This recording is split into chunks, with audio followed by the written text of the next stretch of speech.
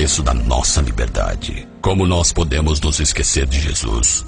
Acreditando em tudo que nos ensina, mas sempre questionamos as coisas que vêm de Deus. Todos querem um dia estar com Ele, mas não querem conhecê-lo e amá-lo. Muitos dizem: eu acredito em Deus, mas não fazem nada por Ele. As pessoas mandam piadas por e-mail e umas passam para as outras em uma velocidade luz.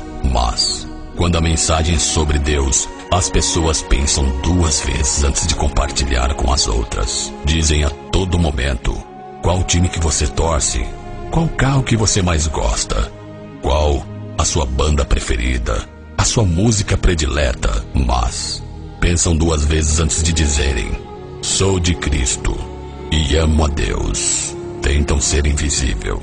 Será que quando você acabar de ouvir essa mensagem, você terá coragem de mandar a um amigo? Não está seguro do que as pessoas pensarão sobre você se você enviar? Falar sobre Jesus Cristo não é um assunto que as pessoas querem ouvir. Somente querem a Jesus quando estão em grandes apuros. Então pense: não temos outro caminho a não ser o caminho de Deus.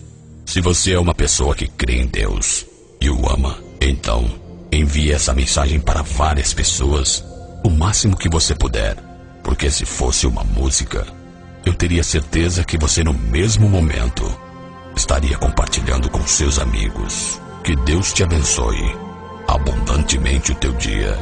Seja feliz. Jesus te ama e eu também.